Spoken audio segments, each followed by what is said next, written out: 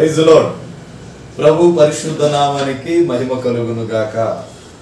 క్రీస్తునందు ప్రియులైన దేవుని ప్రజలారా, మన రక్షకుడు ప్రభువైన యేసుక్రీస్తు నామములో మీ అందరికీ హృదయపూర్వకమైన వందనాలు తెలియజేస్తున్నాను. ప్రభునందు ప్రియ దేవుని బిడలారా, ఈ దినము శుద్ధీకరణ ఉపవాస ప్రార్థన కూడిక కనుక దేవుని సన్నిధిలో చేరి కూడి ప్రార్థిస్తున్న మీ అందరూ ధన్యులు. ప్రభు మిమ్మును మీ కుటుంబాలను దీవించును గాక. ఒక వాక్య భాగాన్ని చదువుకొని తదుపరి వాక్య ధ్యానంలోకి వెళ్దాం. యోవేలు గ్రంథం 2వ అధ్యాయం 12వ వాక్యం. యోవేలు గ్రంథం, చాలా మంది ఉపవాసం ఉండాలా అని అంటూ ఉంటారు. యోవేలు గ్రంథం 2వ అధ్యాయం 12వ వాక్యం.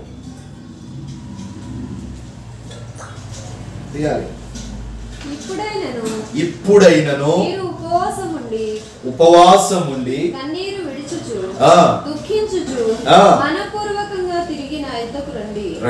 ఇదే యెహోవా వాక్కు. చాలు పిల్లరా, రాయబడిన వాక్యపు ధ్యానంలోకి వెళ్ళే ముందు మనం ప్రార్థన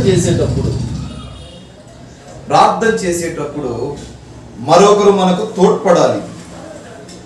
ఎవరు తోడ్పడాలి? మనం ప్రార్థన చేసేటప్పుడు తోడ్పడటం అంటే తోడ్పడాలి, తోడుగా ఆధారపడాలి. ఒక వ్యక్తి మీద తోడ్పడాలి, మనకు ఒక వ్యక్తి తోడ్పడాలి, సహకారిగా సహవాసం కలిగి చేయాలి. ఎవరతను అంటే పరిశుద్ధాత్మ దేవుడు, పరిశుద్ధాత్ముడు తోడ్పడాలి. పరిశుద్ధాత్ముడు లేకుండా మనము ప్రార్థన చేస్తే బలహీనులమైపోతాం.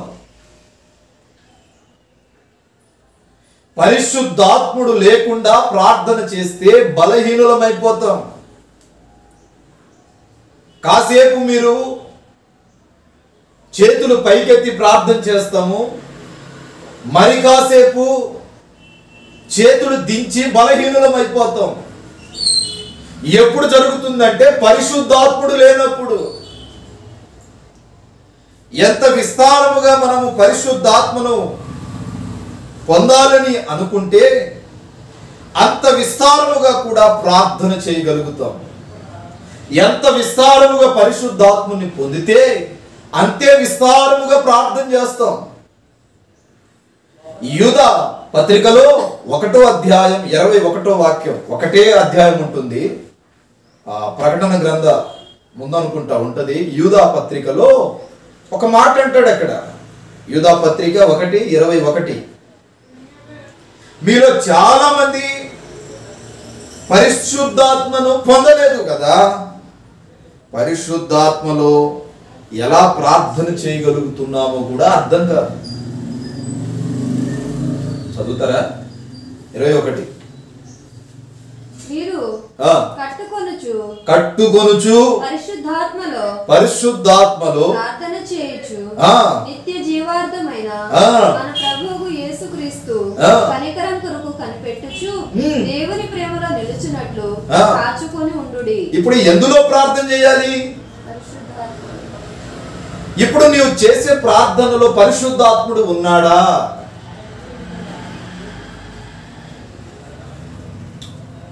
అపోస్తుల కార్యం 19వ అధ్యాయం 1వ వచనములో అపోలో కొరింథీలో ఉన్నప్పుడు పౌలు పై ప్రదేశములను తిరుగుచు ఒకానొక రోజు ఎఫెసునకు వస్తాడు. వచ్చినప్పుడు అపోస్తుడైన పౌలు అపోలో యొక్క సంఘస్థులతో ఒక మాట అంటాడు, విశ్వసించినప్పుడు మీరు పరిశుద్ధాత్మను పొందారా? దైవ సేవకుడు, మీ సంఘ కాపరి ఉన్నా లేకపోయినా ఎవరైనా వచ్చి మిమ్మల్ని కొంతమంది టెస్ట్ చేస్తారు. అప్పుడు ఆన్సర్ ఎట్లా ఉండాలి? బలంగా ఉండాలి. విశ్వసించినప్పుడు మీరు పరిశుద్ధాత్మను పొందారా అని అడిగితే వాళ్ళు ఏమన్నారో తెలుసా? ఈ మాట అంటే నాకు చాలా ఇష్టం. వాళ్ళు అన్నమాట ఏంటంటే అసలు పరిశుద్ధాత్ముడు ఉన్నాడన్న విషయమే మాకు తెలియదు. అప్పుడు పౌలు అంటాడు, మరి మీరు ఏ నామమందు బాప్తిసం పొందారు? వాళ్ళంటారు, మేము యోహాను బాప్తిసాన్ని పొందాం. మత్తయి సువార్తలో కూడా యోహాను అంటాడు, నేను నీకు నీతి మూలముగా బాప్తిసం ఇస్తున్నాను, అది మారు మనసే, కానీ నా వెనక వచ్చువాడు అగ్ని అభిషేకపు బాప్తిసాన్ని ఇస్తాడు. మారు మనసుకు తగిన బాప్తిసాన్ని ఇస్తున్నా, నీటి బాప్తిసం. నా వెనక వచ్చువాడు మీ ఆత్మలను అగ్నితో కాలుస్తాడు. ఈరోజు చాలా మందికి పరిశుద్ధాత్మ అంటే ఏంటో తెలియదు. పరిశుద్ధాత్మ పొందకపోవటం వలని గంటల తరబడి ప్రార్థన చేయలేకపోతున్నాం. ఇంకో విషయం తెలుసా? టాప్ సీక్రెట్ ఏంటంటే పరిశుద్ధాత్మను పొందిన వ్యక్తి ప్రార్థన చేయుట ప్రారంభిస్తే సమయము కూడా గుర్తుండదు. ఎంత సమయం చేశాడు అనేది కూడా లెక్కలోకి రాదు. గంటల తరబడి ప్రార్థనలో ఉంటాడు, మైమరచిపోతారు. నీవు 10 నిమిషాలు కూడా ప్రార్థన చేయలేకపోతున్నావు అంటే నీలో పరిశుద్ధాత్ముడు లేడు. ముందు నీవు పరిశుద్ధాత్మను పొందుకోవటానికి ప్రయత్నించు. రిఫరెన్స్ చూపిస్తాను, అన్ని చూపించుకుంటూ పోవాలంటే టైం లేదు కదా. విశ్వసించినప్పుడు మీరు పరిశుద్ధాత్మను పొందారా? నేను మిమ్మల్ని అడుగుతున్నాను, పొందినారా? అప్పుడు పౌలు అంటాడు, చదవండి అక్కడ, అపోస్తుల కార్యం 19:1 తీలేదా? 19:1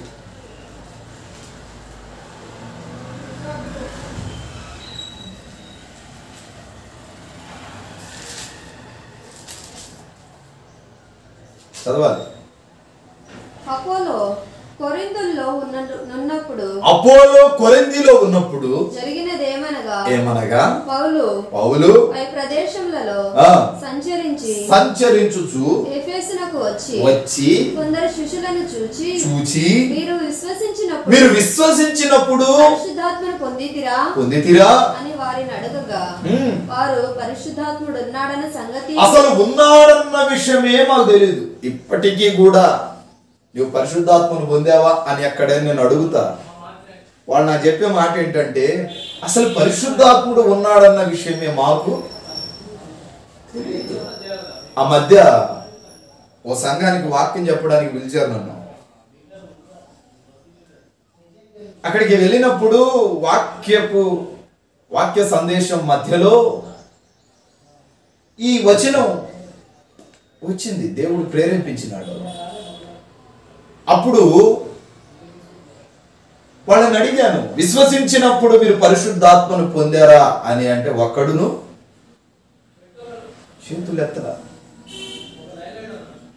వాళ్ళు అన్నమాట ప్రార్థన అయిపోయిన తర్వాత అసలు పరిశుద్ధాత్ముడు ఉన్నాడన్న విషయమే మాకు, మరి ఏ నామమందు బాప్తిసం పొందారు మీరు? చదువు.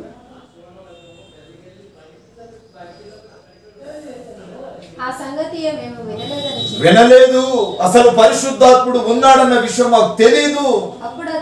అతడు అయితే మీరు దేన్ని బట్టి బాప్తిసాన్ని పొందారు అడగగా మేము యోహాను బాప్తిసాన్ని పొందినాం. అందుకు పౌలు యోహాను తన వెనుక వచ్చు వాని యొక్క విషయములను సంగతిని మీకు బోధింపలేదా అనగా యేసుక్రీస్తునందు విశ్వాసం ఉంచవలెనని విశ్వాసముతో నడవాలని మీకు చెప్పలేదా అంటే చెప్పలేదయ్యా. మారు మనసుకు బాప్తిసమే ఇచ్చాడు. అయితే తర్వాత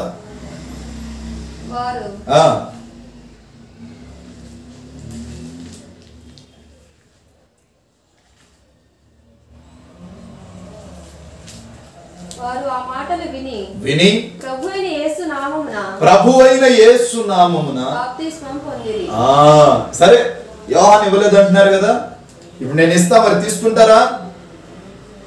తీసుకుంటామయ్యా. ఇంకో మాట చెప్పనా, ఉద్యోగం చేస్తూ సేవ చేసేవాడు బాప్తిసం ఇస్తే తీసుకోకూడదు. అంటే వీళ్ళు సంపూర్ణ యాజకత్వపు ధర్మములో లేరు. యాజకత్వం గురించి చెప్పేటప్పుడు దాని గురించి వివరిస్తాను.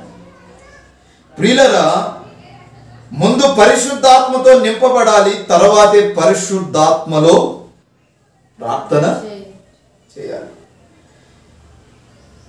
ఏదైనా సామ్రాణి గాని బోళము లాంటి పదార్థములు వాసన రావాలి అంటే ఏం చేయాలి?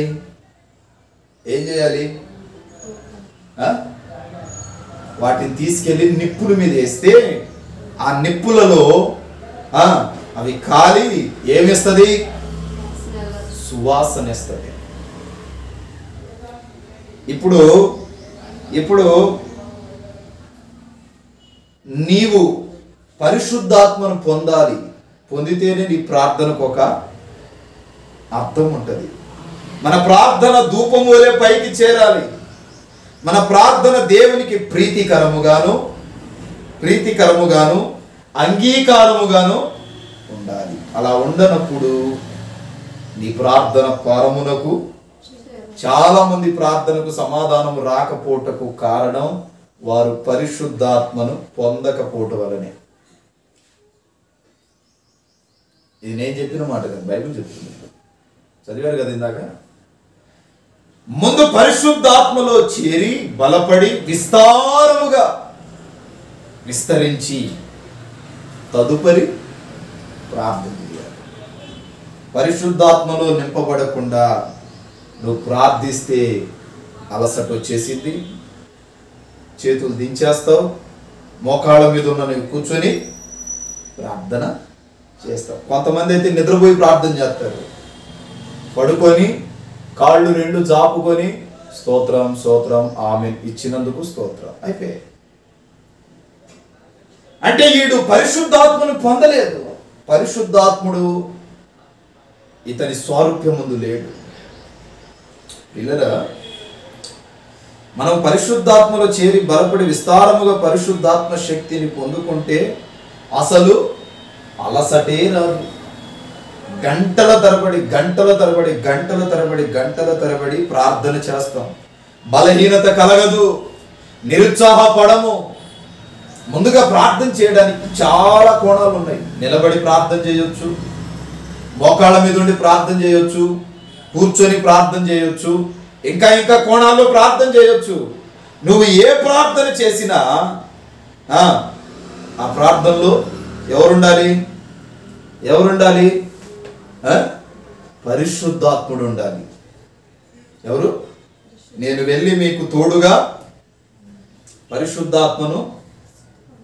పరిశుద్ధాత్ముణ్ణి పంపిస్తాను, ఒక ఆదరణ కర్తను అన్నాడు కదా. ఇప్పుడు చదువుదాం. యోవేలు గ్రంథం 2వ అధ్యాయం 12వ వాక్యం. ఇందా చదివారు. యోవేలు 2:12.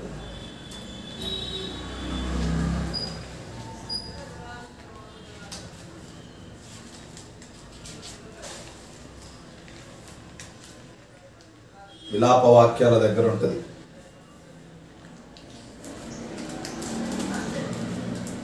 ఇంతసేపు ఆ తీటకు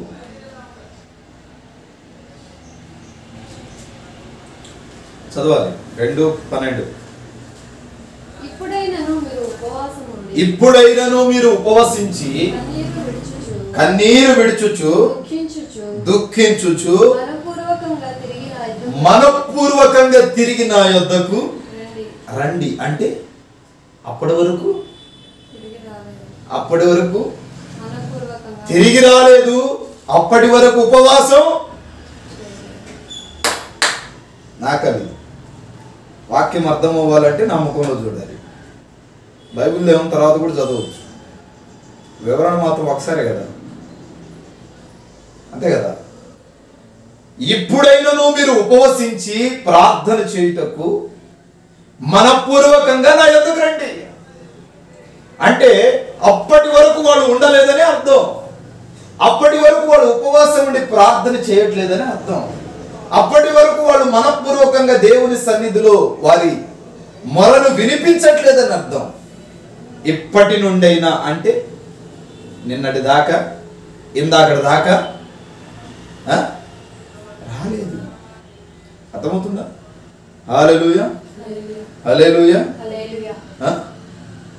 ఇప్పటి నుండైనా ఇక నుండైనా ఈ రోజు నుండైనా, గత సంవత్సరాలు ఉపవాసం ఉండి ప్రార్థన చేయలేకపోయావేమో, ఈ సంవత్సరం ఉపవసించి కన్నీరు విడుస్తూ మనపూర్వకంగా దేవుని పాదాల దగ్గరికి నీవు రాగలిగితే నేను ప్రకటిస్తున్న ప్రభువు నీ ప్రార్థన వింటాడు.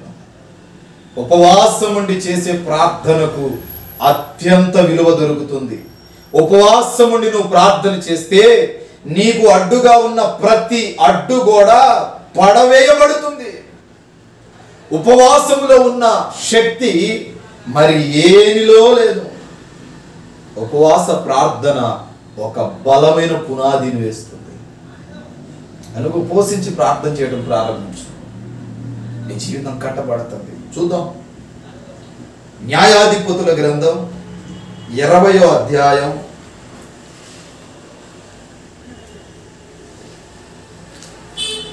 26వ వాక్యం.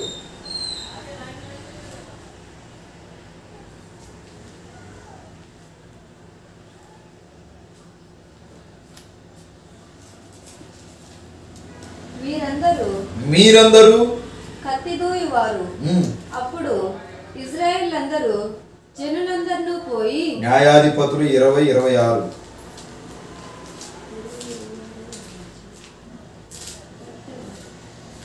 చదువు. మీరందరూ కత్తిదూయువారు. అప్పుడు ఇశ్రాయేలీయులందరూ జనులందరూ పోయి బేతేలును ప్రవేశించి ఏడ్చుచు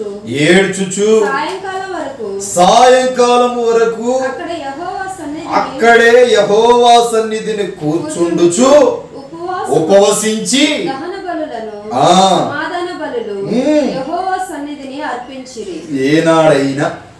ఏనాడైనా మీ జీవితంలో శోధన కలిగినప్పుడు కాకుండా మిగిలిన సమయాల్లో ఉదయం పోయి సాయంత్రం ఇంటికి వచ్చి పగలంతా మందిరంలో ఉపవాసం ఉండి ప్రార్థన చేసుకున్న అనుభవాలు ఉన్నాయా?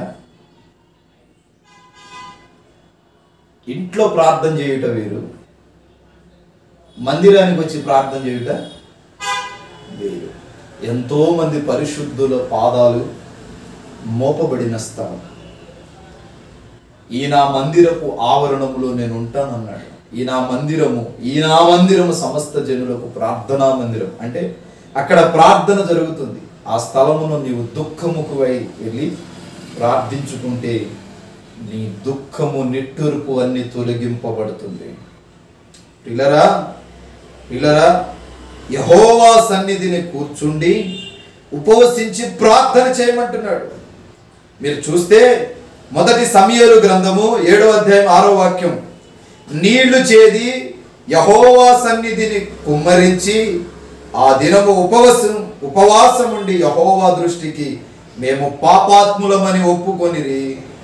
మిస్పాలో సమూయేలు తీసారా? అది చదవండి. మొదటి సమూయేలు 7:6.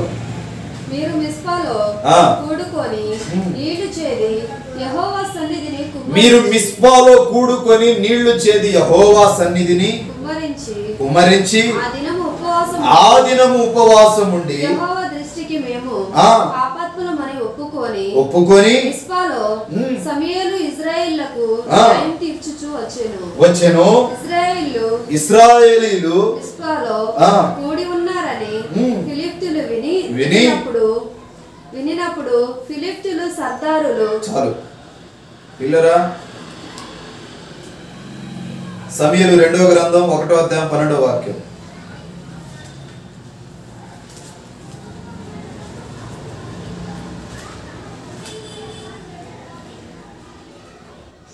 తన వస్త్రములు చింపుకొనెను. తన వస్త్రములను చింపుకొనెను. అతని వద్దనున్న వారందరూ 11 నుంచి చదవండి.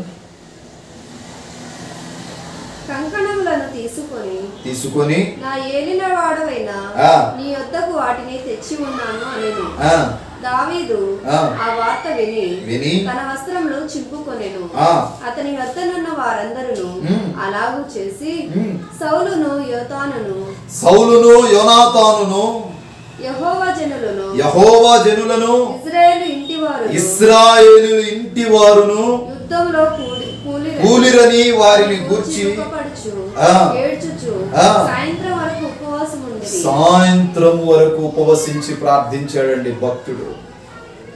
పిల్లరా, మీరు గమనిస్తే 2 సమూయేలు 12:17 కూడా ఉంటుంది.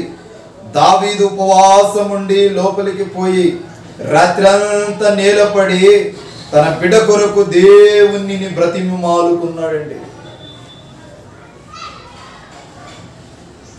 దావీదు పాపము చేసినప్పుడు ఒక కుమారుడు పుట్టాడు.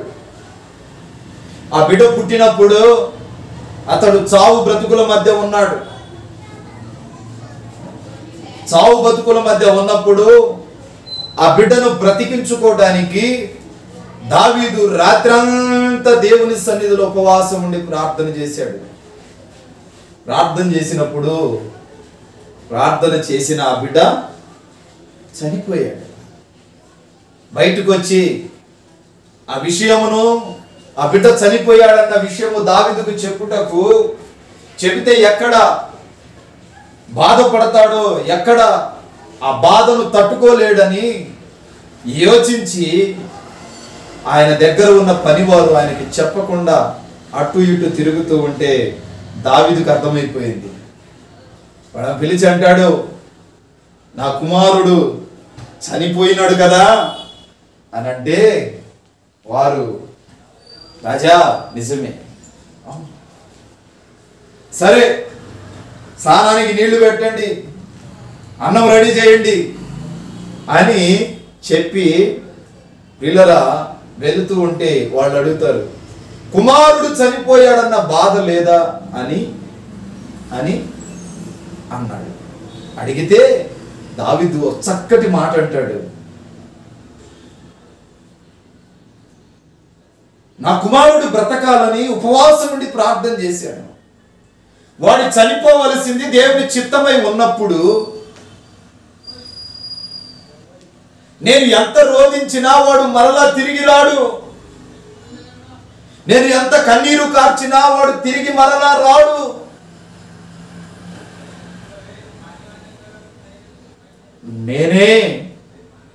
నేనే వాని వద్దకు వెళ్ళవలసి ఉంది, నేనే వాడి దగ్గరికి వెళ్ళవలసి ఉంది. అతడు మరణ పడకల మీద ఉన్నప్పుడు ఎలాగైనా దేవుని సన్నిధిలో దేవుని బ్రతిమలాడుకొని బ్రతికించుకుందాం అనుకున్నా, కానీ వాడు చనిపోట దేవుని చిత్తమై ఉన్నది కనుక వాడు తిరిగి రాడు కనుక ఇదిగో భోజనము చేయుటకు సిద్ధపడుతున్నా. మీరేం చేస్తారు? అది ఒక పరిశుద్ధుడికి మనకి ఉన్న తేడా. వాక్యం చక్కగా సెలవిస్తుంది. పిల్లరా, సమూయేలు 2వ గ్రంథం 12:21 చదవండి. అతని సేవకులు బిడ్డ జీవముతో ఉండగా ఉపవాసం ఉండి దాని కొరకు ఏడ్చుచుంటివి గాని అది మరణమైనప్పుడు లేచి భోజనము చేసితివి. నీవెలాగునా ఈ పనికి పూనుకుంటున్నావు? ఉందా అక్కడ? అట్లాగే ఉందా? చదవండి, 22 చదువు.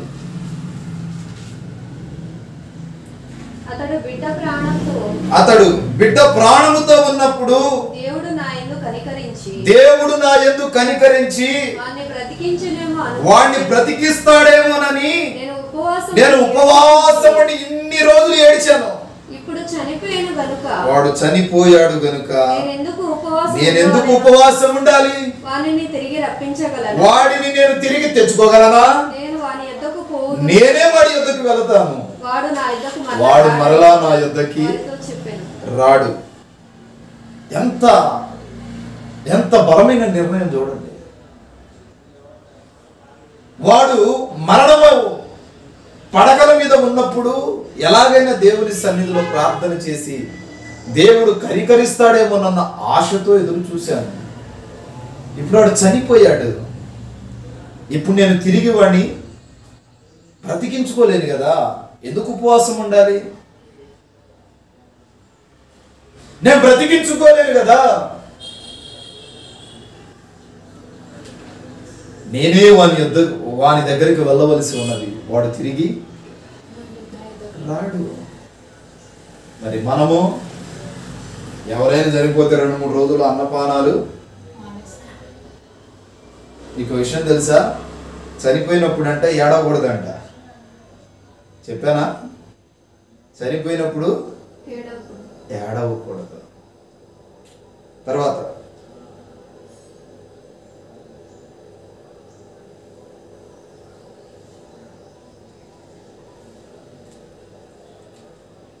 రాజుల మొదటి గ్రంథం 21వ అధ్యాయం 9వ వాక్యం.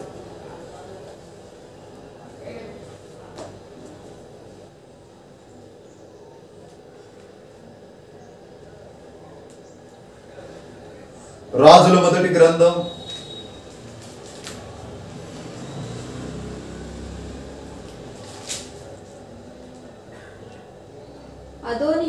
'అదోనియా ఎన్రోగేలు సమీపమందుండు జోహేలేతు అను బండ దగ్గర గొర్రెలను ఎడ్లను క్రొవ్విన దూడలను బలిగా అర్పించి రాజకుమారులకు తన సహోదరులందరినీ యూదావారగు రాజు యొక్క సేవకులనందరినీ పిలిపించెను గాని ప్రవక్త యెహూ నాతానును 21:9 రాజుల మొదటి గ్రంథం 21:9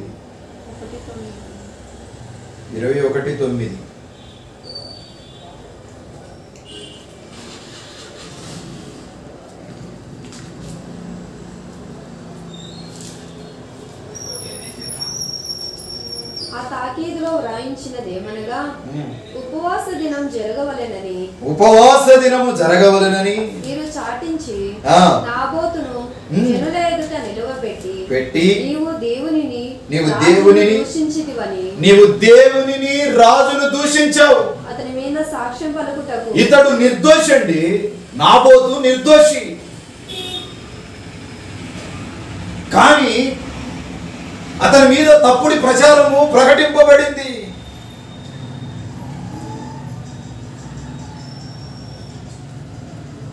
నిర్దోషి. నీవు దేవుని దూషించావు, రాజును కూడా దూషించావని ఆ తాకీదులో రాయించి జనుల ముందు నిలబెడితే జనులు తీర్పిస్తారు, చంపేయమంటారు. చదువుని 10వ వచనం. నీవు దేవుని రాజును దూషించితివని అతని మీద సాక్ష్యం పలుకుటకు పనికి మాలిన 2 మనుషులను సిద్ధపరచుడి. తీర్పు అయిన మీదట అతన్ని బయటికి తీసుకొని పోయి రాళ్లతో చావగొట్టుడి. అతని పట్టణపు పెద్దలను పట్టణమందు నివసించు సామంతులను యెజెబెలు తమకు పంపిన తాకీదు ప్రకారంగా జరిగించిరి. అసలు ఈ నాబోతును ఇలా చేయుటకు, ఇలా చేయమని, ఇలా జరిగించండి అని అబద్ధ ప్రవక్తల చేత చెప్పించింది ఎవరంటే యెజెబెలు. ఈ అబద్ధ ప్రవక్తలు వెళ్ళి ఏదైతే చెప్తారో అదే జనాలు నమ్ముతారు. ఒక ప్రక్క ఏలియా ప్రవక్త సైన్యం, యెజెబెలు నాబోతును చంపటకు కూడా పన్నాగం పన్నింది అని ఉంటుంది. కొన్నిసార్లు మీ పై అధికారులు చెప్పింది మీరు వినకపోతే వాళ్ళు మిమ్మల్ని మీరు చేస్తున్న ఉద్యోగం నుండి కూడా తీసేస్తారు. వాళ్ళకి విరోధముగా ఉన్నారని, వాళ్ళు చెప్పిన పని నువ్వు చేయకపోతే వాళ్ళు జీర్ణించుకోలేక మిమ్మల్ని ఏదో ఒకటి చేయుటకు పన్నాగాలు పొందుతారు.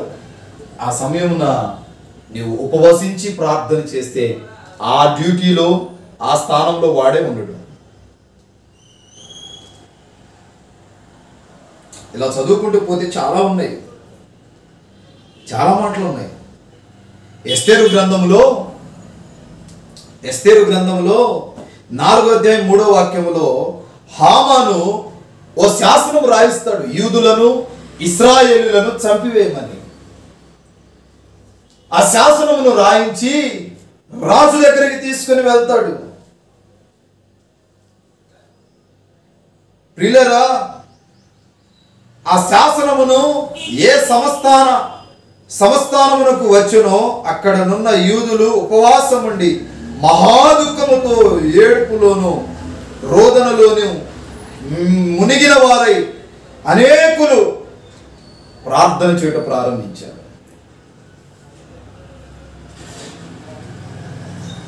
ఎస్తేరు ఆజ్ఞాపించింది, 3 దినాలు ఉపవాసం ఉండి ప్రార్థన చేస్తే మీ మీద రాయబడిన మరణ శాసనము కొట్టివేయబడుతుందని. ఉపవాస ప్రార్థనలో మరణ శాసనం కొట్టివేయబడింది. ఉపవాస ప్రార్థనలో అత్యంత విజయాన్ని పొందిన భక్తులు ఉన్నారు. ఎవరైతే మరణ శాసనమును రాశాడో అదే హామాను చివరికి మరణాన్ని కొని తెచ్చుకున్నాడు. దేవుని ప్రజలను తాకువాడు దేవుని కనుగుడ్డు తాకినట్టంట. ఊరక నిలిచి చూడాలి, మనం ప్రార్థన చేయాలి. ప్రతిఫలం ఇచ్చేది దేవుడు. 4వ అధ్యాయం ఎస్తేరు గ్రంథం 4:16 చదవండి.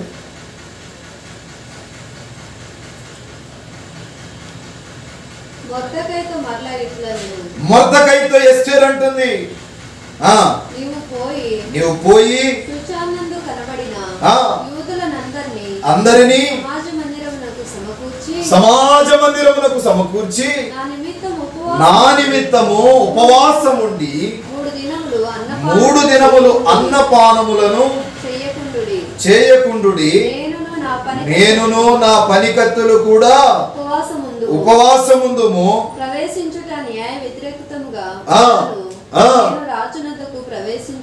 ప్రవేశించుదును, నేను నశించినా నశించిపోతాను. కానీ మొర్దెకై బయలుదేరి తనకు ఆజ్ఞాపించిన ఎంతటి ప్రకారం జరిగించింది. ఒక మొర్దెకై ఎంత మంచి మనసు అండి. మొర్దెకైది చాలా మంచి గుణం. తల్లిదండ్రులు లేని ఎస్తేర్ని చారదీసి పెంచి పెద్ద చేసి ఒక స్థాయిలో రాజు ఎదుట నిలబెట్టాడు. ఒక ఆడపిల్లను పెంచి పోషించాలి అంటే చాలా కష్టం. కాటుక బిళ్ళ మొదలుకొని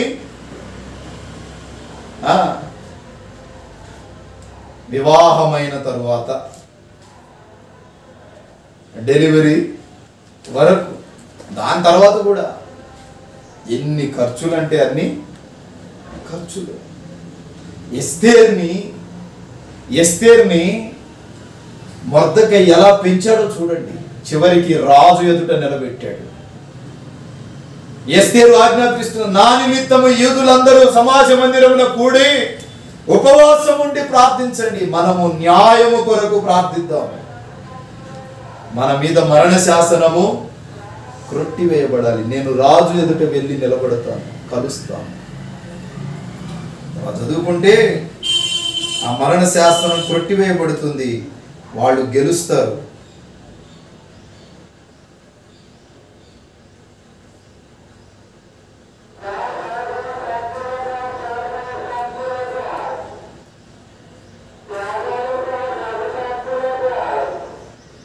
కీర్తనలు 35వ కీర్తన 13వ వాక్యం.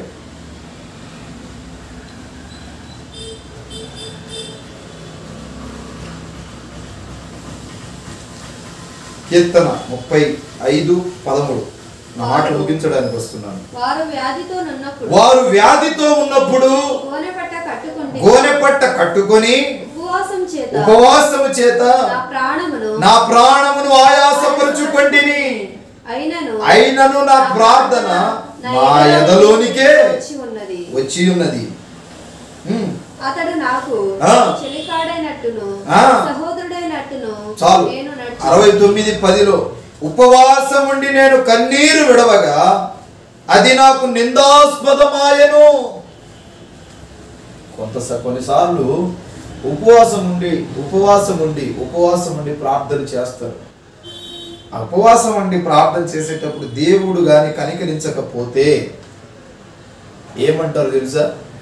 యెషయా ప్రవచన గ్రంథం 58వ అధ్యాయం 3వ వాక్యం. మేము ఉపవాసం ఉండగా నీవెందుకు చూడవు? మేము ఉపవాసం ఉండగా నీవెందుకు చూడవు? మేము మా ప్రాణములను పరచుకొనుచుండగా నీవెందుకు లక్ష్య పెట్టవు అని అందురు. మీ ఉపవాసమును మీరు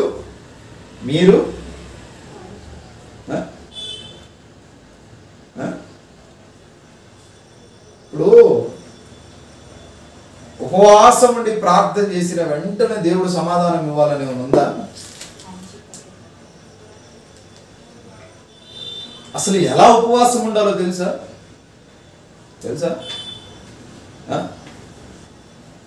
ఉపవాస ప్రార్థన ఎలా ఉండాలి? ఈ తీసేయాలి.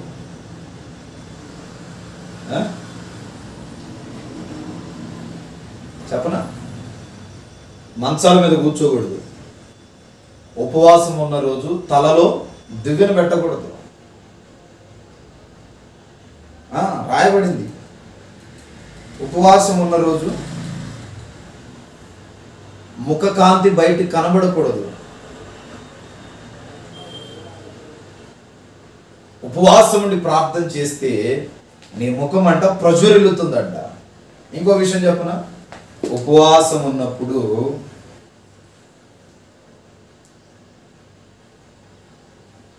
భార్యాభర్తలు ఇద్దరు కలిసి పడుకోకూడదు.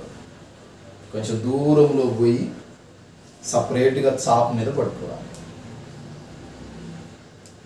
షలోమితి అంటది, నా ప్రియుడు వచ్చేంత వరకు నేను చూస్తున్నాను. నా ప్రియుడు వచ్చి తలుపు తడతాడో నన్ను నా ప్రియుడు తీసుకొని పోతాడు. చీకటి సంబంధమైన క్రియలకు సాదృశ్యం.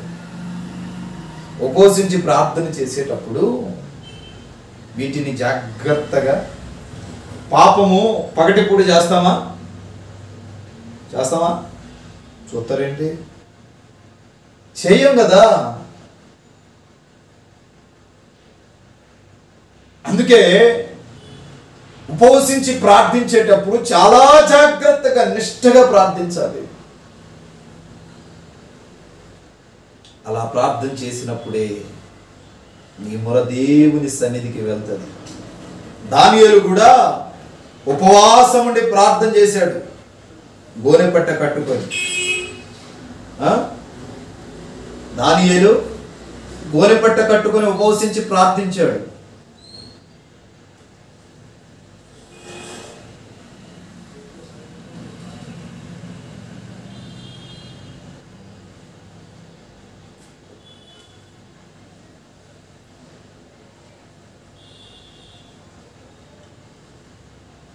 జకరియా గ్రంథం 7వ అధ్యాయం 2వ వాక్యములో 70 సంవత్సరములు, ఆ పై వచనాల్లో, ఇన్ని సంవత్సరములు మేము దుఃఖించినట్టు 5వ నెలలో ఉపవాసం ఉండి ప్రార్థింతుము అని వారు పలుకుతున్నారు.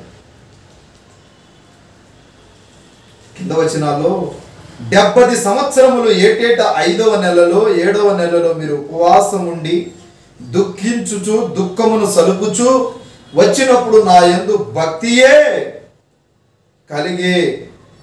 కలిగే ఉపవాసం ఉండిరా. భక్తితోనే ఉపవాసం ఉండి ప్రార్థిస్తున్నారా అని అడుగుతాడు. నూతన నిబంధనకి వెళ్తే మన ప్రభువైన యేసుక్రీస్తు 40 రాత్రింబగళ్ళు ఉపవాసం ఉండి ప్రార్థన చేశారు.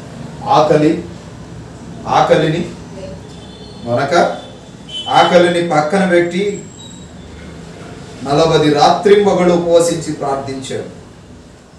మీరు ఉపవాసము చేయనప్పుడు, మత్తయి సువార్త 6:16లో, వేషధారుల వలె దుఃఖముఖులై ఉండకుడి, తాము ఉపవాసము చేస్తున్నట్టు మనుషులకు కనబడాలని వారు తమ ముఖములను వికారపరుచుకుంటారంట. ఉపవాసము చేయుచున్నట్టు మనుషులకు కనబడవలనని కాక రహస్యమందు చూచుచున్న నీ తండ్రికి కనబడవలనని నీ ఉపవాసము చేయనప్పుడు నీ తల అంటుకొని ఉండాలి. 6, 16, 17 వచనం చదువుకోండి, తెలుస్తుంది. ఇలారా యేసు ప్రభు దగ్గరికి ఒకడు వచ్చి అంటాడు, ప్రభువా ఉపవాసం ఉండమని మాకే చెప్తున్నావు, మరి నీ శిష్యుడు ఉపవాసాలు ఉండరా అని అంటే ప్రభు అంటాడు, పెళ్లి కుమారుడు వారితో ఉన్నంత వరకు పెళ్లి ఇంటి వారు ఉపవాసం ఉంటారా? పెళ్లి కుమారుడు పెళ్లింటి నుంచి వెళ్ళిపోయిన తర్వాత వాళ్ళు కూడా ఉపవాసం ఉంటారు. పెళ్లి జరుగుతుంది, పెళ్లింటిలో ఆ సందడిలో ఉపవాసం ఉండి ప్రార్థన చేయండి అంటే చేస్తారా? అంతారు పట్టుకొని సందడి ఇది, గంతులు వేయాలి, ఉపవాసం ఉంటామంటే వింది అని కొడతారు. యేసు ప్రభు, నేను ఉన్నంత కాలం వీళ్ళు కూడా ఉపవాసం ఉండరు, వీళ్ళకి బాధ ప్రయాస తెలియదు, నేను వెళ్ళిపోయిన తర్వాత వీరును సైతం ఉపవాసం ఉండి ప్రార్థన చేస్తారు అని ప్రభువు చెప్పిన మాటకి అది ఎక్కడుందో చెప్పనా? మార్కు సువార్త 2వ అధ్యాయం 19లో యేసు పెళ్లి కుమారుడు తనతో కూడా ఉన్న కాలమున పెళ్లి ఇంటి వారు ఉపవాసము చేయదగునా? మార్కు సువార్త 2:19. మార్కు సువార్త 8:3 నేను వారిని ఉపవాసముతో తమ ఇండ్లకు పంపివేసిన ఎడల మార్గములో మూర్ఛపోదురు, వారిలో కొందరు దూరము నుండి వచ్చి ఉన్నారని చెప్పాను. యేసయ్య దగ్గరికి పోయి శిష్యులు కొంతమంది విశ్వాసులు వచ్చినప్పుడు వారు ఉపవసించి ప్రార్థన చేసిన, వీళ్ళు దారిలో ఎక్కడైనా పడతారు, వీళ్ళకి కావలసినవి పెట్టమని ప్రభువు చెప్పాడు. కనుక ఉపవాస ప్రార్థన అత్యంత విలువైనది.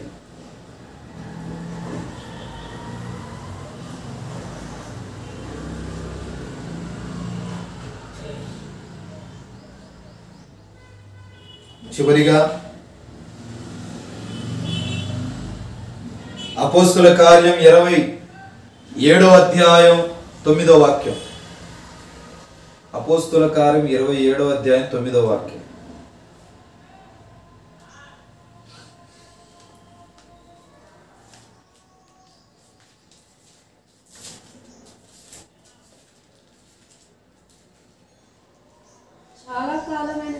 చాలా కాలమైన పిమ్మట ఉపవాస దినం కూడా అప్పటికి గతించినందున ప్రయాణం చేయుట అపాయకరమై ఉండెను. ఉపవాస దినము గతించిపోతే ప్రయాణాలు చేయుట అపాయం. ఉపవాస దినాన్ని పాటించాలి. 33వ వచనము చదవాలి.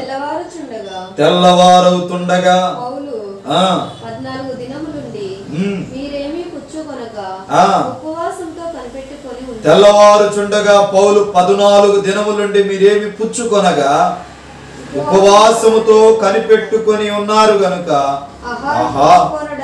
ఆహారమును పుచ్చుకొనుడని వేడుకొనుచున్నాను. ఇది మీ ప్రాణ రక్షణకు సహాయమగును. ఇప్పుడు ఉపవాసాలు ఎప్పుడు ఉండాలి? 3 రోజులు, 7 రోజులు, 14 రోజులు, 21 రోజులు, 40 రోజులు, 50 రోజులు, ఇలా ఉంటుంది. ఇప్పుడు ఇక్కడ ఎన్ని రోజులు? 14 రోజులు. కొరింథీయులకు రాసిన 2వ పత్రిక పక్కనే ఉంటది.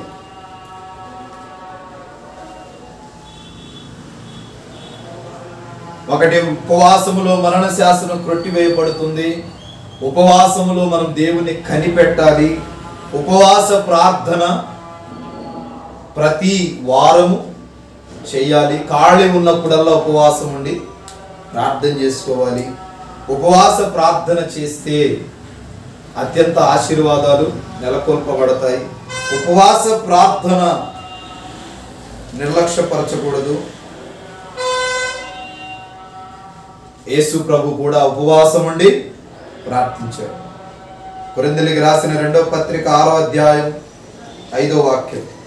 శ్రమల యందును, ఇబ్బందుల యందును, ఇరుకుల యందును, దెబ్బల యందును, చెరసాలలలో, అల్లరులలోను, ప్రయాసముతోను, జాగరములతోను, ఉపవాసములతోను మిగుల ఓర్పు గల వారమునై నేను ఉన్నాను అంటాడు పౌలు. పౌలు కూడా ఉపవాసాలు ఉన్నాడు. అదే 2 కొరింథీ 11:27 ప్రయాసతోను అదే మాట అంటాడు. ఆకలి దప్పకులతోను, తరచుగా చలితోను, దిగంబరత్వముతోను, ఉపవాసముతోను నేను ఉపవాసము చేస్తూ ఉన్నాను. చాలా మంది ఉపవాస ప్రార్థన అంటే మామూలు రోజులు, విడి రోజుల్లో వచ్చినంతగా క్రౌడ్ ఉపవాస ప్రార్థనలో రాదు. ఉపవాస ప్రార్థన అంటే చాలా మందికి ఒళ్ళు బరువు. కానీ మీ ఇంట్లో కార్యం జరగాలంటే ఉపవాస ప్రార్థన ఉండాలి. కొంతమంది అంటారు ఉపవాసం ఉంటే ఆరోగ్యం పాడవుతుంది అంటారు. కానీ డాక్టర్లు అంటారు వారానికి ఒక రోజు ఉపవాసం ఉంటే పొట్టకు కొంచెం గ్యాప్ ఇస్తే ఆరోగ్యం అంటారు.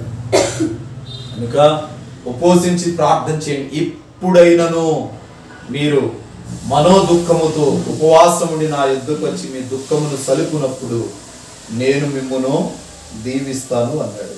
కనుక ఉపవసించి ప్రార్థిద్దాం. నూతన సంవత్సరములో పరిశుద్ధాత్మ సహాయముతో ఉపవాస ప్రార్థన చేద్దాం. నా ప్రభు ఈ కొద్ది మాటలు దీవించును గాక.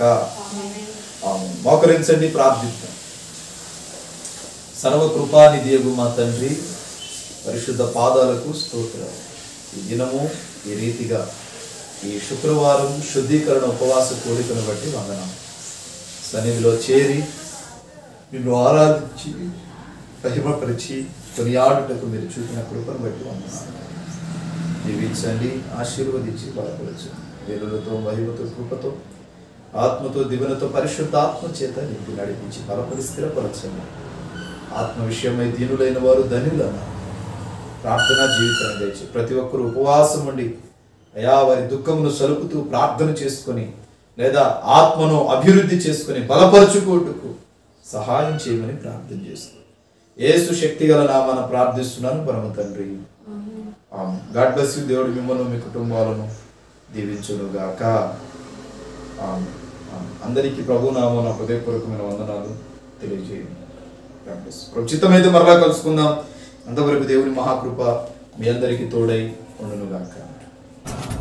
బ్రదర్ బి అభిషేక్ నాయకు, నాగేశ్వరం తండా, మాచువరం మండలం, గుంటూరు డిస్టిక్. మా ఫోన్ నెంబర్ 7659018230.